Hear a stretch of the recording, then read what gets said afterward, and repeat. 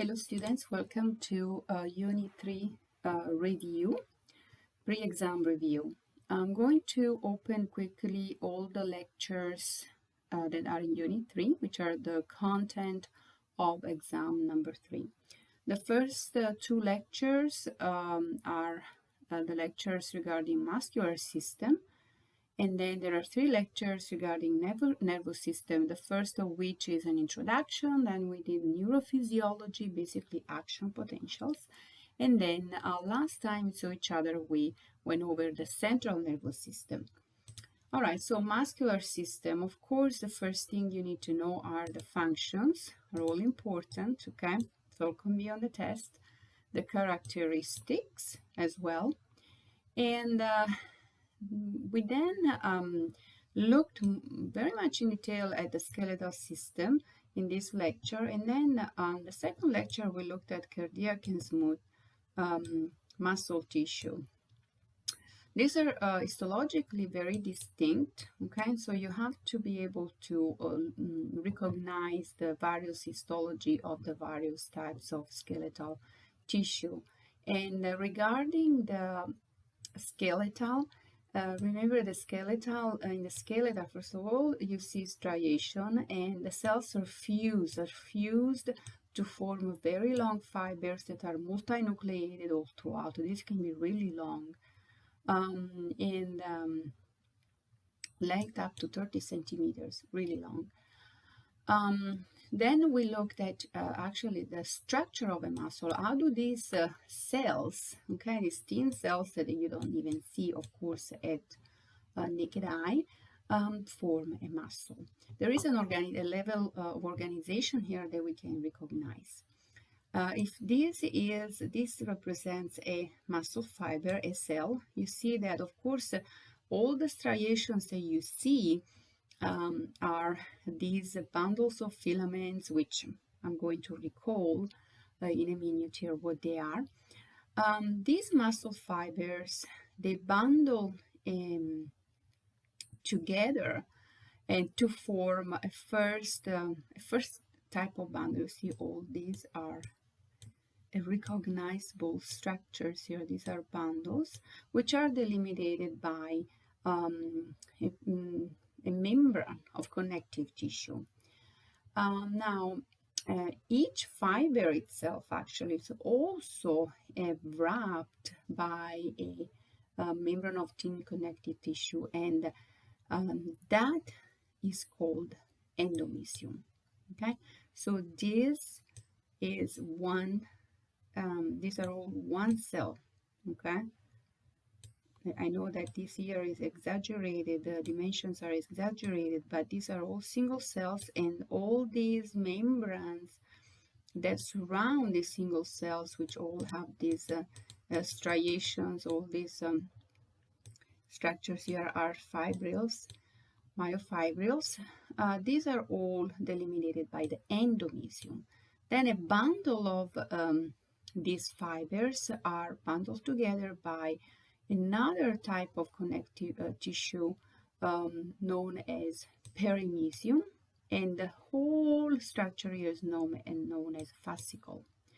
Then a bundle of fascicles really forms the muscle itself, and the muscle itself is surrounded by another layer of connective tissue, which is known as epimysium. Remember, epi is the one that is always on top. Epi means on top.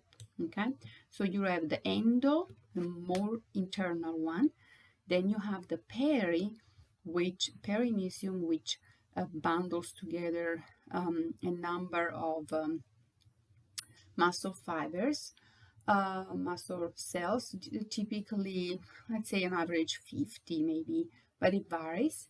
And then you have the epimysium. So you don't have to memorize. If you remember the prefixes epi, endo, okay, and then peri in the middle. All right, so remember that between all these fascicles that we recognize, the fascicles are these ones.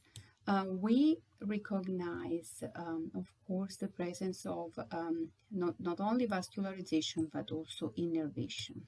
Okay, course, it goes throughout the whole system.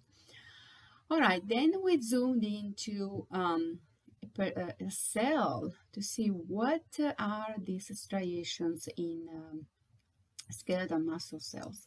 And we recognize a very particular organization of especially the endoplasmic reticulum, which we like to give it a particular name here as sarcoplasmic reticulum. Everything that has sarco as a prefix refers to muscle. Even the plasma membrane, we don't call it, we call it plasma membrane as well, but the specific name is sarcolemma, okay, the plasma membrane. And so both the sarcolemma and the sarcoplasmic reticulum are very special here.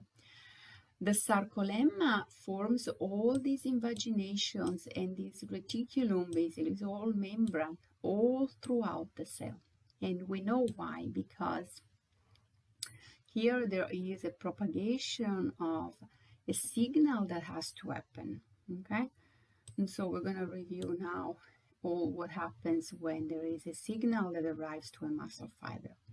And all these structures are known as T-tubules, okay? Which stands for transverse tubules. This is a fundamental thing that you cannot skip from knowing. It is going to be on the test. I'm telling you all this, okay? Now, regarding the sarcoplasmic reticulum, this also is special. It's very, very abundant, okay? And there are these structures of sarcoplasmic reticulum that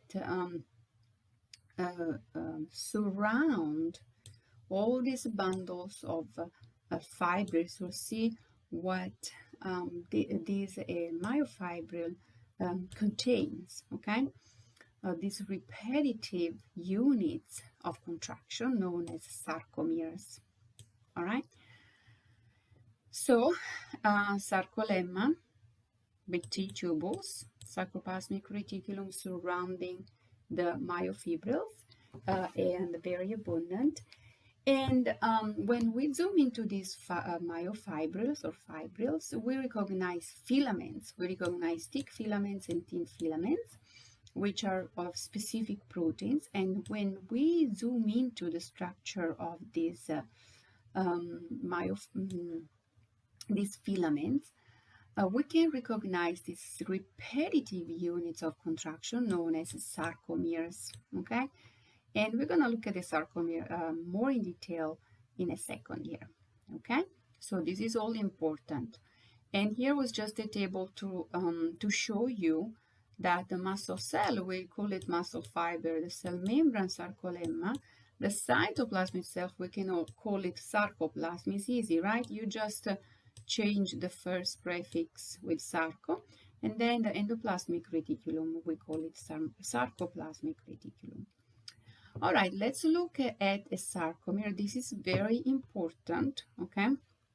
In these sarcomeres, which are units of contraction, which histologically you can recognize them very well. Here is a picture, is the real histology. You see a repetitive unit where there are these bands that color here, they stain very strongly. And in the middle, you can recognize all these striations with another band here in the middle, which is a little bit lighter, okay? And these various bands that stain differently, stronger or lighter, they're known with specific name. The whole, this whole area here, okay, is known as I band, and then in the middle, this strongly colored line is called Z disc, and then the one in the middle is known as A band. I'm not really, honestly, I'm not even going to ask you about all this, be honest. What I want you to recognize is the distribution, the organization of the thin and versus the thick filaments, and what is the composed the thin and the thick filaments in the sarcomere. okay?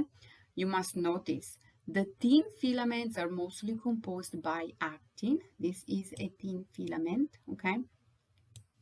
And the thick filaments are mostly composed by myosin, okay? And myosin and the actual organization, okay, is what you see over here.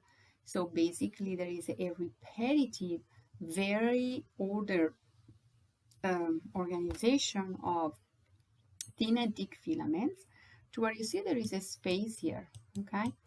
And the whole principle here is that these thin actin filaments in this other picture over here are represented here, okay? It seems like they're ready to be pulled, okay, in this direction towards the middle, okay, of this structure. There is a space, literally, right there. And that's exactly what happens. So you have to imagine this as a real mechanism that you could create. It's a little machinery you could create in the real world, where this structure over here, this thick filament, has heads. If these heads somehow can take contact, imagine they could take contact with these filaments up there. If that's the case, and then they can move, literally, they can pull, right? All these filament towards the middle of this unit, and that's exactly what happens, okay? So very simple, okay? We describe this mechanism in detail and it's tedious, but bottom line, just think about this as something that you could create even in real life, right? A machinery, all right?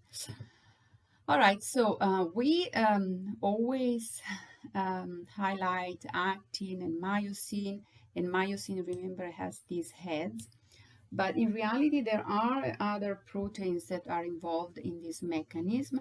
One of them is elastin.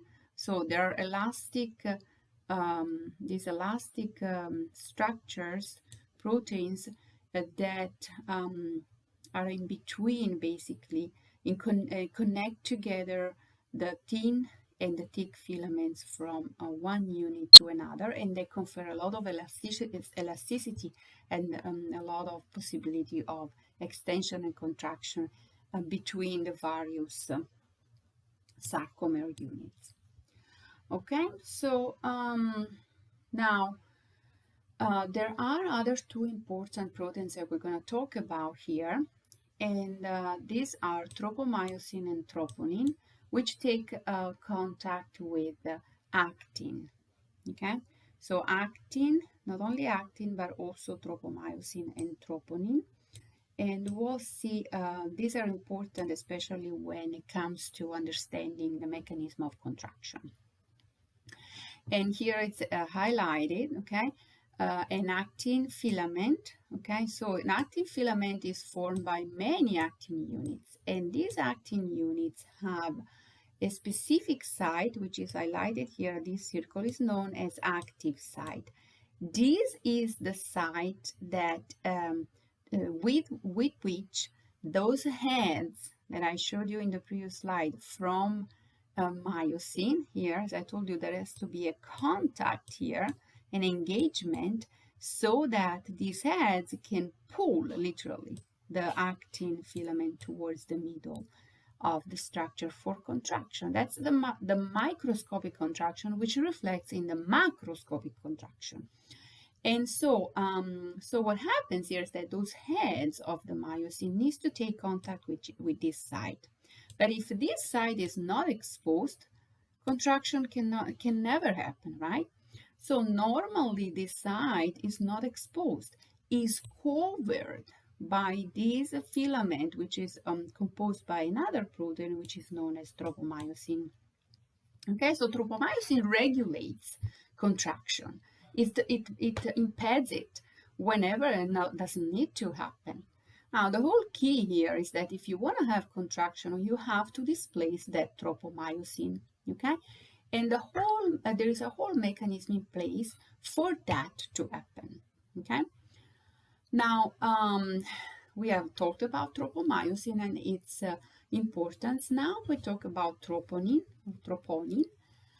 This is a small globular protein, very small. It's composed actually by 3 units, as shown here. Okay, and this is kind of like a little nail there that holds tropomyosin in place. So tropomyosin covers, right? Covers the active sites here, but troponin is kind of like a nail that you put it down to make sure that that filament of tropomyosin stays where it needs to be, unless something happens. Now, the other super important thing that you must remember for me is that troponin has a calcium binding site. So calcium can bind here. Why can calcium bind there? Remember, calcium is pretty much, calcium ions, are, this is a 2 plus, never mind, are the key elements that come into play when muscle contraction has to happen, okay? All right, so here is highlighting the molecules of myosin. Remember, it's a protein with its heads, okay? Those are heads. They can tilt. They can make a movement back and forth, okay? Can go from here to this position to this position, okay? Literally move, okay? And remember, every time a molecule moves, it needs energy in form of ATP. All right, here is again another representation. And so the whole point here is that you want to go, when you want to contract, basically you're going from this situation. You see there is all this space here in the middle of the sarcomere units, but when you contract, everything is pulled, okay? All the actin filaments are pulled towards the middle, and so you end up with this situation. All right, I may give you pictures like this to recognize, is this or this contracted, okay? So at least you know you have to recognize which of the structure is doing contraction. And the whole mechanism of muscle contraction, basically at the microscopic level, is driven by a mechanism which is recognized as cross bridging. Okay, and the cross bridging is when is the mechanism when those myosin has take contact with the actin active sites. And so there is a cross bridge cycle here where basically what happens is that at some point, whenever contraction needs to happen, meaning there has been a signal, where does this signal come from? This is a skeletal muscle contraction. It comes from the nervous system, right? Because these muscle fibers are innervated, and the voluntary part of our nervous system takes contact with the skeletal muscle in order to direct contraction. So whenever a signal comes from a nerve cell, that signal elicits release of calcium inside the cytoplasm of a muscle fiber. That calcium binds to troponin here, and as I told you, troponin has calcium binding sites for a reason. When calcium binds, troponin basically gets out of the way and pulls actually tropomyosin, which is the blue filament here, away from the active sites of actin. It's all shown here. Okay, I should probably move forward. So after calcium binding, there is displacement, and at the same time, ATP is actually hydrolyzed, and here shown here, ATP basically transfers a phosphate group to the myosin head, and myosin head COX basically moves and takes contact now with the exposed head of the exposed active side, sorry, of actin, and then the pulling can happen. Okay, what a sophisticated, precise system to achieve contraction. And remember, ATP is super important here. Okay, and so basically there are two times actually when ATP intervenes here. Okay, there is a time where the first time when the actin, the myosin heads have to take contact because they have to pretty much move, and they have to take contact with active sites of actin. And then a second time when actually they have to break their attachment. Okay. So again, both scenarios require energy in form of ATP. All right, so this is known as cross-bridging cycle. There are videos about them, very nice videos. Please watch the videos. There are two of them here. We watched them in class together. Videos are enlightening because they show you really a molecular level and what happens. Now, it's important here, now we have described the mechanism of contraction, and we have said that calcium plays a fundamental role. But where does this calcium come from? All of a sudden, okay? It's evident that calcium in a normal, stable situation or static situation where there is no contraction must not be in the picture, because if it's in the picture, it's going to elicit contraction. And so calcium has to be released at the right time when contraction needs to happen. And as I told you, there is a signal. The signal that comes from a nerve cell. Now you can recognize this cell very well for me because you have already studied the nervous system, right? And nerve cells take contact with muscle fibers at the neuromuscular junction. Okay?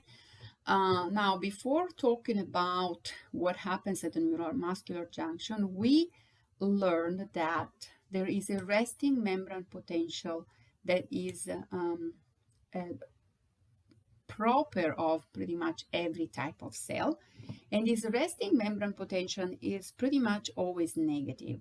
Now, not all cells have the same value of negativity. For instance, if you look at a skeletal muscle cell, you're talking about minus 90 millivolts. You can literally measure this voltage, okay, in a cell. Smooth muscle is about minus 60 millivolts, it's always millivolt. Cardiac muscle around minus 90, and nerve cell is about minus 70. This is something we have learned very well, right? And I was asking you to remember these values. Sorry, today my pointer is terrible. All right, so remember, this is always the case. Negative inside and positive outside, no matter what kind of cell you're looking at. And this is known as resting membrane potential. Now, this resting membrane potential can change upon a stimulus, okay? And this can be even reversed, where positive inside and negative outside. All right, so, and all this resting membrane potential is maintained thanks to the action of several types of pumps and also leak channels. So we call them the sodium-potassium pump here plays a very important function in maintaining the resting membrane potential. This you need to know. We talked about this also for the nervous system. All right, so let's look at this neuromuscular junction. And these neuromuscular junctions are, of course, junctions between axon terminals of nerve cells, okay, which come from the spine and have their body, the cell body in the spine with the muscle fiber. And this type of connection, connection between an axon terminal and neuromuscular and the fiber, muscle fiber, are called chemical synapse, or synapses plural. Okay, so we can say that a neuromuscular junction is a chemical synapse, is a synapse at which a certain chemical, a certain neurotransmitter is released by the axon terminals. And this is the acetylcholine. Okay, this is fundamental because that's the trigger for the release of calcium, as we will see. Remember, the key point here is the release of calcium in order for muscle contraction to happen. This is an histology that shows you beautiful, beautiful histology, how all the synapses are formed, okay? And so it shows you how one neuron axon can actually form various, it branches out, okay, and forms various neuromuscular junctions with different fibers.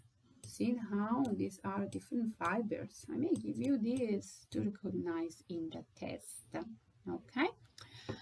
All right, so now we're going to talk about the neuromuscular junction and what happens when a signal from the nervous system happens. This is a very important mechanism that you have to understand. For me, there is no way around.